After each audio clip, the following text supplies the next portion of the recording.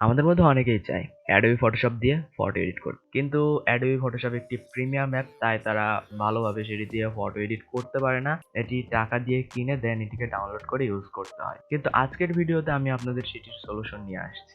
আজকের ভিডিওতে আমি আপনাদের দেখাবো কিভাবে আপনারা অ্যাডোবি ফটোশপ ইনস্টল করবেন একদম ফ্রি এবং সেটি দিয়ে ফটো এডিট করবেন, লোগো বানাবেন। সো গাইজ, চলুন শুরু করছি আর দেরি না করে আমাদের আজকের ভিডিও। সবার ফার্স্টে আপনারা আমার ভিডিওর ডিসক্রিপশনে আমার টেলিগ্রাম চ্যানেলের লিংক পেয়ে যাবেন। চ্যানেলে গিয়ে আপনারা এই যে অ্যাডোবি ফটোশপের এই ফাইলটা পেয়ে যাবেন। এই ফাইলটা আপনারা টেলিগ্রাম থেকে ডাউনলোড করে নেবেন, অথবা আমি আমার ওয়েবসাইটে এই ফাইলটা লিংক দিয়ে দিব, ওখান থেকে আপনারা ডাউনলোড করে নেবেন। ডাউনলোড করার পরে এটিকে আপনারা এক্সট্রাক্ট করবেন। মাউসের রাইট ক্লিক দিয়ে দেন হচ্ছে এক্সট্রাক্ট ফাইলসে ক্লিক দিবেন। দেওয়ার পরে ওকে দিবেন, দেওয়ার পরে ওয়েট করবেন। আপনারা দেখতে পাচ্ছেন আমাদের ফাইলটি এখানে এক্সট্রাক্ট হয়ে গেছে। দেন এখান থেকে এই যে ফাইলটা চলে আসছে, এটা হচ্ছে আমাদের অ্যাডোবি ফটোশপের ফাইল। এটিকে ওপেন করে নেবেন।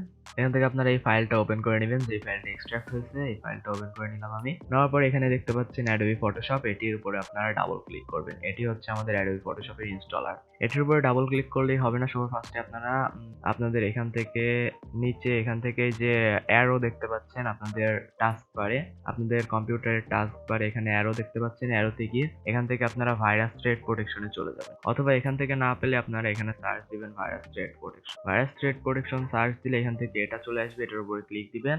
দেওয়ার পরে এখান থেকে আপনারা নিচে চলে যাবেন। নিচে গিয়ে এখানে দেখতে পাচ্ছেন ম্যানেজ সেটিংস, ম্যানেজ সেটিংসে ক্লিক করে দিবেন। দেওয়ার পরে এখান থেকে এগুলো সব আপনাদের অন থাকবে, এটিকে ওপেন অফ করে নেবেন। আপনারা এগুলোকে অফ করে নেবেন। এখান থেকে আমি এগুলোকে অফ করে নিলাম। নেওয়ার পরে এখান থেকে আপনারা এটার উপর ডাবল ক্লিক করে এটাকে ইনস্টল করবেন। ডাবল ক্লিক করে এখান থেকে ওকে করবেন। ওকে করে অপেক্ষা করবেন আপনারা, এটি ইনস্টল হবে। এখান থেকে আমি নো করে দিচ্ছি, কারণ আমার ফাইল সিলেক্টটা ভুল আছে, আমি অন্য ফাইল ইনস্টল করব।